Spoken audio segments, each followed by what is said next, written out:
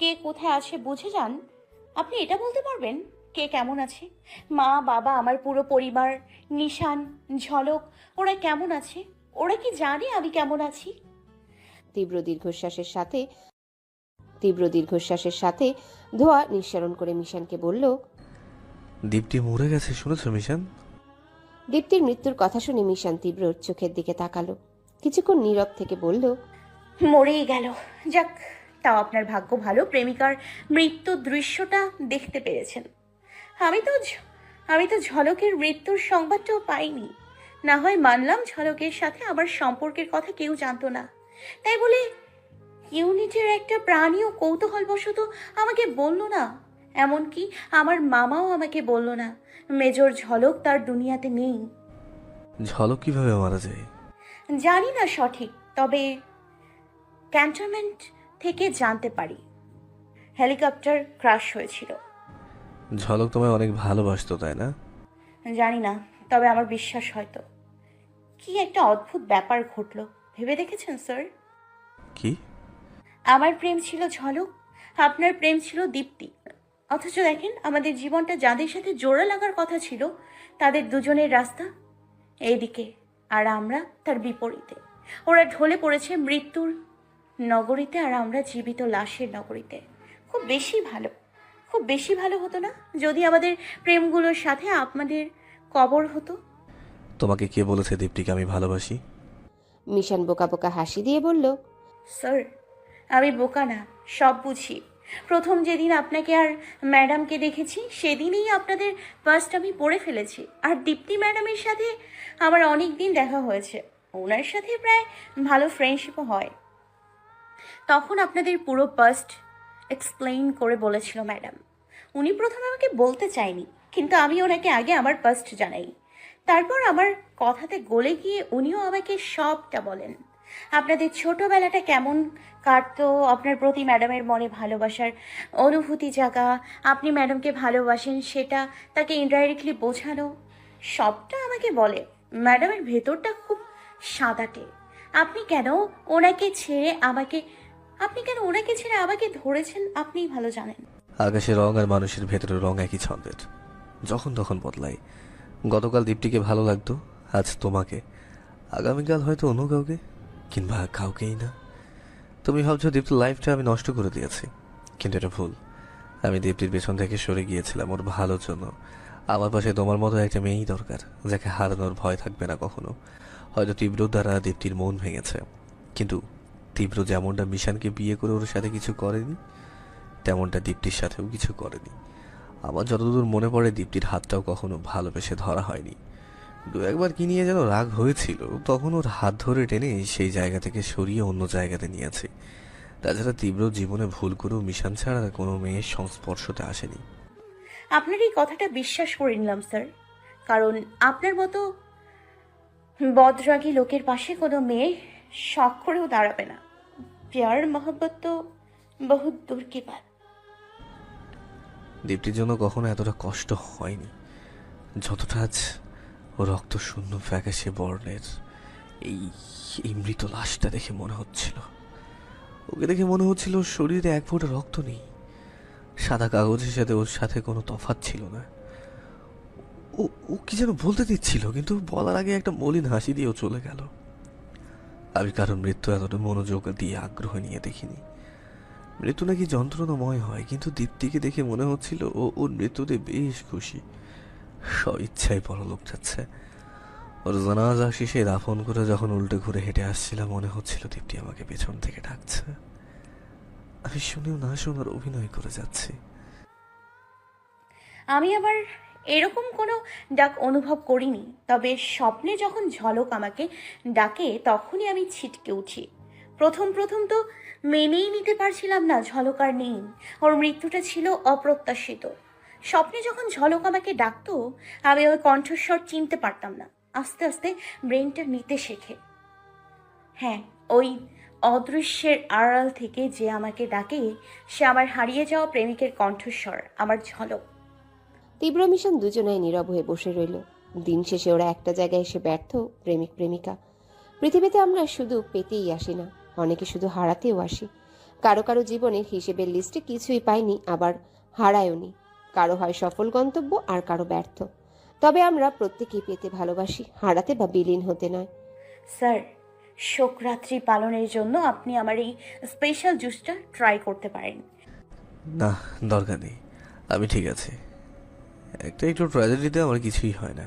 লাইফে ট্র্যাজেডিরও প্রয়োজন আছে। হেসে খেলে তো আর জীবন চলে না, তাই না? এই ট্র্যাজেডিময় লাইফ বিলং করতে করতে আমি ফেড আপ হয়ে গেছি। মিশন, বলুন। তীব্র দীপ্তির অতীতটা তো তুমি জানোই। এখন ঝলক আর মিশনের লাভ স্টোরিটা বলবে? শুনতে খুব ইচ্ছে করছে। আমার আবার লাভ স্টোরি?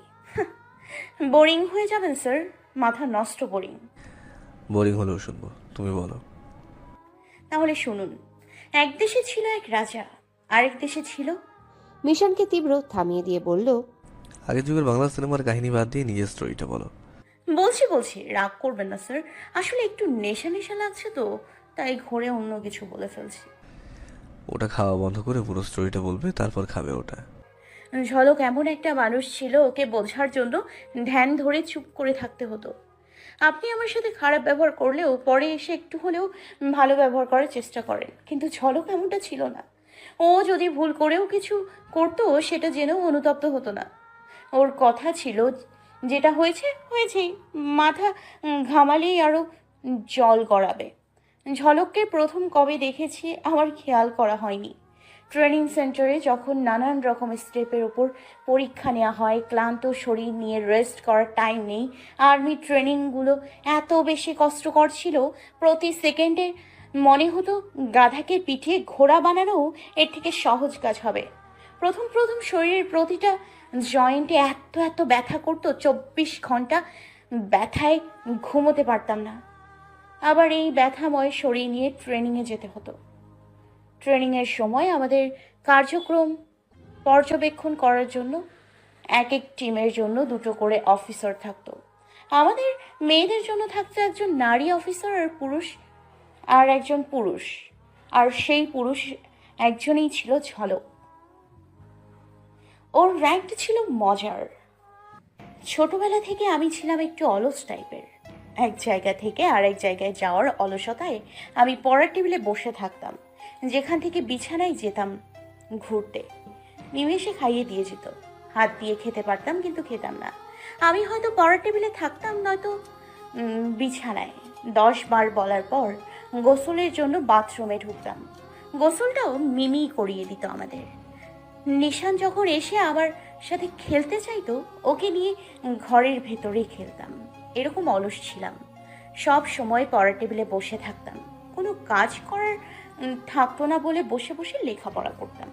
সেজন্যই হয়তো লেখাপড়ায় একটু উন্নতি ছিল।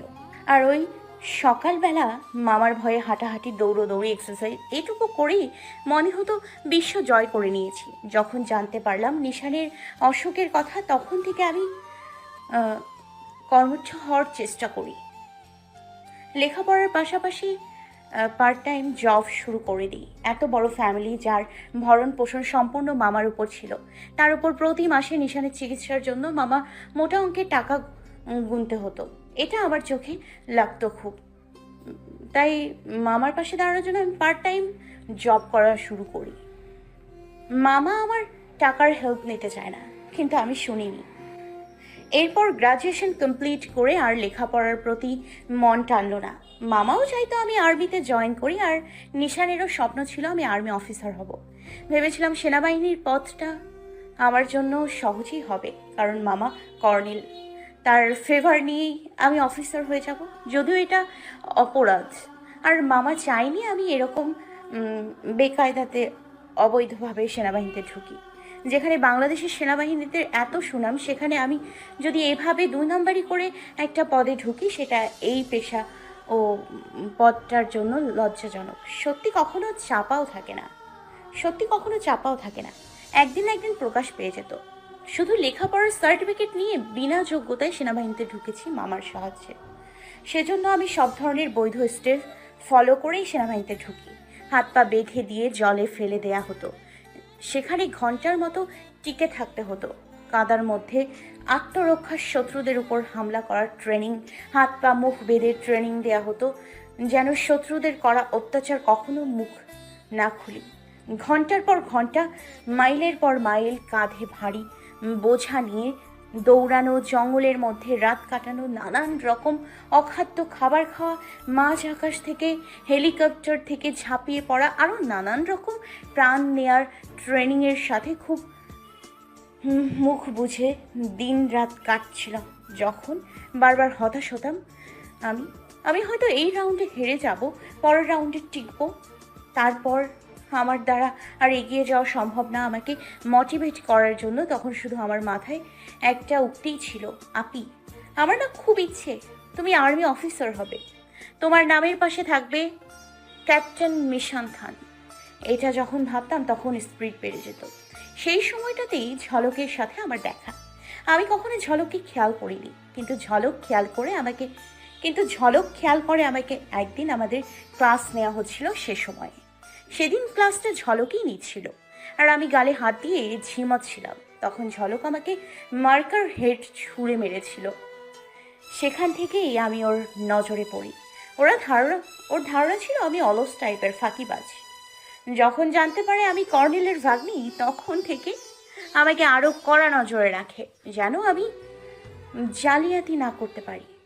এক রৌদ্র তেজময় দুপুরে 800 কিলোমিটার হেঁটে গলা শুকিয়ে কাঠ কাঠ অবস্থা, ব্যাগে হাত দিয়ে রেখে পানি এক ফোঁটাও নেই, ওয়াটার বটল, মাথাটা ঘুরে আসলো। একটা সময় ক্লান্ত হয়ে আমি মাটিতে লুটিয়ে পড়ি, চোখ বন্ধ করে শুয়ে থাকি। এমন সময় ঝলক আমার মুখের দিকে তাকিয়ে আমার দিকে ঝুঁকে এগিয়ে বলে, যেখানেই রাত সেখানেই কাত, কিন্তু এখন তো দুপুর, আপনি কাত হলেন কেন? সূর্যের আলো স্নান করছেন? একটা বালিশের ব্যবস্থা করব? আমি তখন ক্লান্ত শুকনো গলায় উত্তর দেই, স্যার পানি হবে, স্যার পানি হবে একটু, খুব তৃষ্ণা পেয়েছে আমার। ঝলক সোজা হয়ে দাঁড়িয়ে ধমকের স্বরে বলে, ইউজলেস, অকর্মা কোথাকার, এইটুকু দায়িত্ব কেন এই ভিতরে যে এত দূর হাঁটার পথে পানিটা পর্যাপ্ত পরিমাণে রাখতে হয়? স্যার ছিল তো পানি, কিন্তু শেষ হয়ে গিয়েছে, একটু পানি দিন আমাকে প্লিজ, আমি মরেই যাব এখন পানি না পেলে। সেদিন ঝলক আমাকে পানি দেয়। পানি দেওয়ার আগে যে আমাকে কড়া ঝাঁঝালো কথা শোনায়, সেগুলো আমি কানে নিই না, কারণ সেই সময় আমার মন শুধু পানির মাঝেই পড়েছিল। ঝলকের থেকে পানি পেয়ে আমি খুব কৃতজ্ঞ হই ওর কাছে। ওকে আমি অনেক ভালো মানুষ বলে গণনা করি। সেদিন ঝলককে ধন্যবাদ জানালে ঝলক কোনো পাত্তা না দিয়ে গাড়ি নিয়ে এগিয়ে চলে যায়। আমি আবার হাঁটতে থাকি আমার নিয়মে। আস্তে আস্তে যত দিন যায় আমি ঝলককে সব সময় খেয়াল করতাম। ঝলকের ব্যবহার পর্যবেক্ষণ করে একটা সময় বুঝতে পারি এই ছেলে কেবলই রোদের ঝলক, যার মাঝে অনেক রোদের তাপের প্রখরতা। ওর দিকে যখনই তাকাতাম আমার দিকে মাছ পাখি দৃষ্টিতে তাকিয়ে থাকতো। আমার প্রতিটা কাজে ভুল ধরতো, ধমকাতো আর ডিমোটিভেট করতো। মাঝে মাঝে আমাকে তুচ্ছ করে বলতো, আপনাকে দ্বারা সেনাবাহিনীর চাকরি হবে না, সেনাবাহিনীর ট্রেনিং ছেড়ে মডেলিং করুন, কিংবা আপনার রেজাল্ট তো ভালোই আছে, ইন্টার্নিটা করে ভালো কোম্পানি জব করুন। এরকম নানান রকম কথা বলতো। সেখান থেকে ওর প্রতি আমার তিক্ততা সৃষ্টি হয়। ওকে দেখলেই গা জ্বলতো, বিরক্ত বোধ করতাম, মেজাজটা এত চড়া হতো, মাঝে মাঝে মনে হতো ফায়ারিং ট্রেনিংয়ের সময় বোর্ডে গুলি না করে তার বুকে গুলি করে দেই। কিন্তু এসবের মধ্যেই খেয়াল করি, ও যখন আমাকে তেতো কথা শোনাতো আমার আশেপাশে কেউ থাকতো না তখন। হয়তো আমি অপমানিত বোধ করব বলে এরকমটা করতো। আপনাকে হয়তো বলা হয়েছে আমার ট্রেনিংয়ের সময় নিশানকে আমার সাথে থাকা অ্যালাউ করা হয়েছিল। নিশানের অবস্থা জানার পর কেউ আপত্তি করেনি আমার সাথে নিশানের থাকা নিয়ে, আর আপত্তি থাকলেও প্রকাশ করতো না, কারণ মামা ছিল। কিন্তু এসবের মধ্যে ঝলকের আপত্তি ছিল। সিনিয়রদের জানায় রুলস ব্রেক করা যাবে না, আইন অধিকার সবার সমান। বারবার আমাকে খোঁটা দিত, কর্নেলের ভাগ্নি বলে এক্সট্রা ফেভার নিয়ে চলবো, এটা হবে না। রুমে এসে একদিন এটা নিয়ে খুব তেতো কথাও শোনায় আমায়। আমি চুপচাপ শুনে যাই, কারণ আমার সহ্য করতে হবে। আমার টার্গেট ছিল আগে নিজের গোলে পৌঁছাবো, এরপর এর সাথে টক্কর নেব।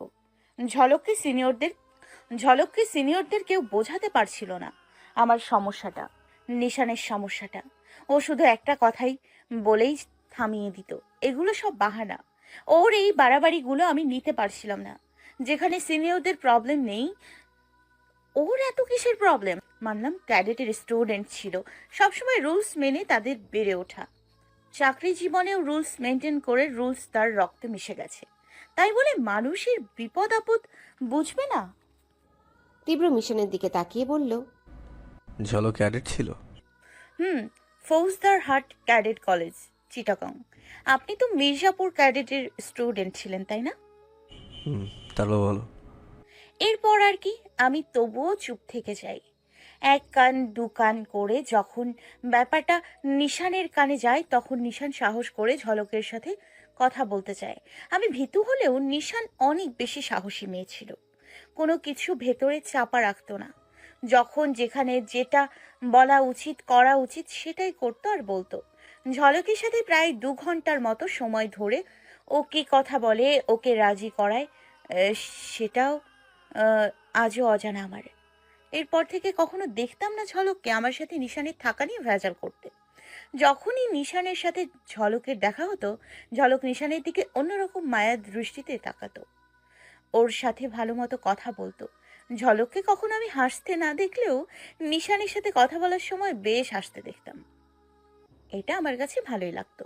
অ্যাটলিস্ট আমার সাথে যেমন ব্যবহারই করুক, নিশানের সাথে ভালো ব্যবহার করছে, এইটা শোনায় সোহাগা। আমার সারা দিনের পরিশ্রমের কারণ নিশানের ঠোঁটে হাসি ফোটানো। ঝলক আমাকে কড়া শাসনে রাখলেও আমি মাথায় রাখতাম না। মাঝে মাঝে যখন পড়ার সময় বই খোলা রেখে নিশানের সাথে কথা বলা শুরু করে দিতাম, অমনি ভেতরে কোনো না কোনো অফিসার এসে পড়তো। তারা পানিশমেন্ট না দিলেও দুর্ভাগ্যবশত যখন ঝলকের কাছে ধরা খেতাম, তখন রুমের সামনে করিডোরে এক পা উঁচু করে দাঁড় করিয়ে রাখতো। অন্যদের তুলনায় আমাকে কম পানিশমেন্টই দিত। আমার মতো অনেকেই ছিল কথা বলার অপরাধী। ওদের কেউ কাউকে তো বুক ডাউন দেয়াতো, ঠান্ডা পানিতে সাঁতার কাটতে পাঠাতো, মাঠে দৌড়তে পাঠাতো, কানে ধরে এক পায়ে দাঁড় করিয়ে হাঁটতে দিত। আরো অনেক রকম পানিশমেন্ট। সেসব অনুযায়ী আমার পানিশমেন্ট অতি তুচ্ছ ছিল। কানের পিঠ দিয়ে বেঁচে যেতাম শুধু। হয়তোবা প্রতিটা পরীক্ষায় হাইস্ট রেজাল্ট করতাম বলে, কিংবা কর্নেলের ভাগ্নি বলে। আমার ট্রেনিং এর সময়টা যাচ্ছিল রুদ্ধ শ্বাসময়। এমনিতেই এত পরিশ্রম করতে হতো, তার উপর ঝলকের করা মেন্টাল টর্চার। 3 মাস ঝলকের কবলে থাকতে হয়। দিনে রাতে যে কত অভিশাপ দিতাম ওকে হিসেব নেই। ট্রেনিং এর 3 মাস পর ঝলকের পোস্টিং হয়ে যায়। আমি তো ঈদের রাত পাওয়ার মতো খুশি। ঝলক চলে যাওয়ার পরপর 7 দিনের ছুটি পাই আমরা। তবে কয়েকজন বাদে, যারা ট্রেনিং এর পারফরমেন্স খারাপ করে, রেজাল্ট খারাপ করে, তাদের ছুটি দেওয়া হয় না। ইমপ্রুভের জন্য তাদের আটকে রাখে। 7 দিন ছুটি কাটিয়ে আবার ফিরতে হয় ট্রেনিং সেন্টারে। ঝলকের অন্য জায়গায় পোস্টিং হওয়ার পর আর কোনো অফিসারের ঝাড়ি বকা খেতে হয়নি। ততদিনে আমি পাকাপোক্ত হয়ে যাচ্ছিলাম। কাজে ভুল খুব কম হতোই না বলা চলে। আমার ক্লান্তি দূর করার জন্য তো নিশান সাথে ছিলই। সাথে ওর চেহারাটা যতবার দেখতাম আমার ভেতরে স্পিরিট বেড়ে যেত। ঝলকের প্রতি এতটা বিরক্ত ছিলাম, ও চলে যাওয়ার পর সব কাজে রিল্যাক্স ফিল হতো, অন্যরকম শান্তি অনুভব হতো। কিন্তু সুখ কি আর বেশি দিন টেকে আমার কপালে? 2 মাস যেতে না যেতেই ঝলক আবার পোস্টিং